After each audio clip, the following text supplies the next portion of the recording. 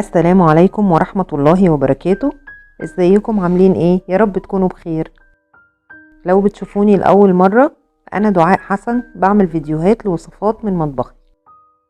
والنهاردة بكيلو لحمة مفرومة هنعمل نوعين كفتة احلى من بعض، حقيقي هتبهريهم فعلا. ده كيلو من اللحمة المفرومة زي ما قلنا، نص كان عندي في الفريزر والنص التاني كنت لسه جايباه، علشان كده بس شكلهم مختلف عن بعض. معاهم 3 حبات من البصل المفروم ناعم، ومش هصفيه من المية ولا حاجة، زي ما هو كده على طول. كمان ربطة من البقدونس المفروم، 3 معالق من البقسماط الناعم، معلقة من البيكنج باودر، كمان كيس من بهارات خلطة الكفتة موجود في اي سوبر ماركت، بصراحة بيدي طعم ونكهة حلوين جدا. معلقة من الملح، معلقة توم باودر على بصل باودر، نص معلقة من الفلفل الاسود، وبس كده، مش هحط حاجة اكتر من كده. هنقلبهم بقى مع بعض كويس جدا. هو انا معرفتش اقلب بالمعلقة كويس فكملت بايدي.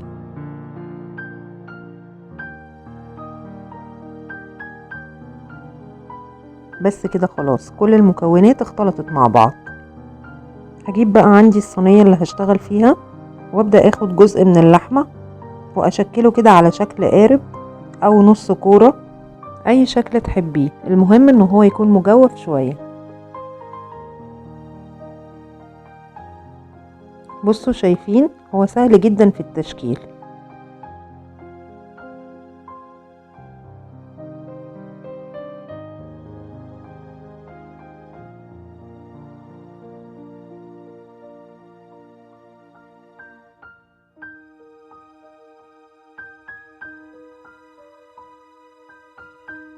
اهو بالشكل ده.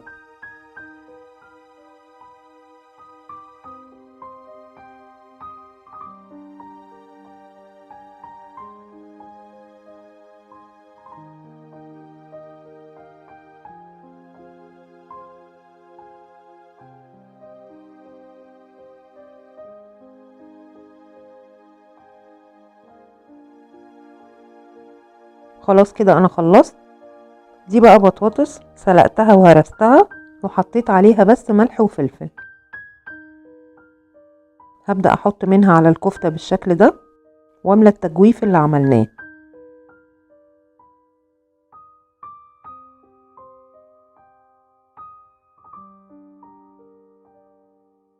وبعد ما خلصت حطيت عليها شوية جبنة موتزاريلا،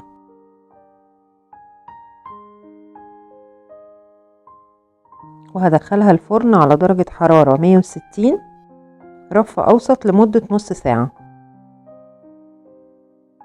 الجزء التاني من الكفتة هعمل كفتة عادية خالص زي كفتة الحيتي، هشكلها بس على معلقة خشب. هو المفروض أشكلها على سيخ، بس أنا الحقيقة ما عنديش، وأنا عاوزاها تكون مفرغة من جوه علشان ما تبقاش مكتومة وشكلها حلو في التقديم. هو كده كده البيكنج باودر اللي حطيناه مش هيخليها مكتومة ولا حاجة.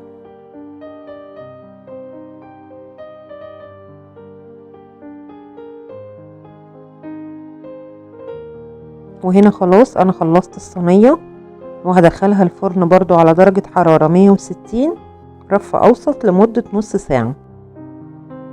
ولغاية ما الكفتة تستوي تعالوا بينا نعمل طبق سلطة كده سريع وخفيف. عندي هنا 3 معالق من عصير الليمون، 3 معالق من الخل الابيض، فنجان من الزيت، ممكن زيت زيتون او زيت عادي زي ما تحبوا،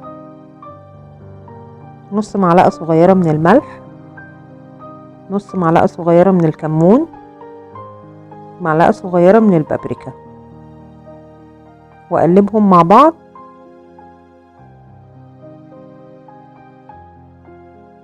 وابدأ أضيف عليهم بصل متقطع شرايح، بقدونس، طماطم،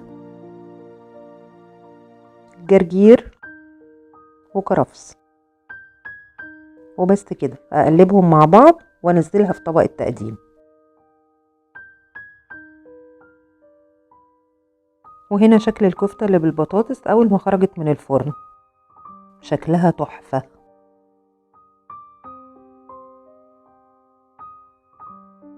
شايفين مستوية من جوه ازاي؟ وطعمها بصراحة حلو جدا، رائع يا جماعة والله.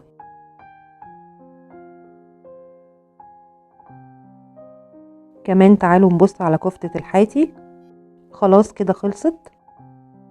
هعمل بس فحمة كده صغيرة علشان تديها طعم الشوي كده اللذيذ.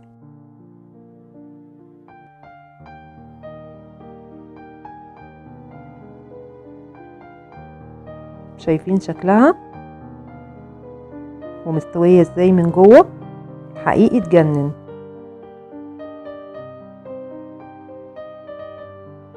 وصفتين اسهل من بعض، ما خدوش اي وقت خالص.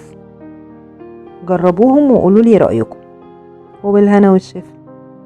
يا ريت لو الفيديو عجبكم تدعموني بلايك وشير، وتشتركوا في القناة وتفعلوا زر الجرس.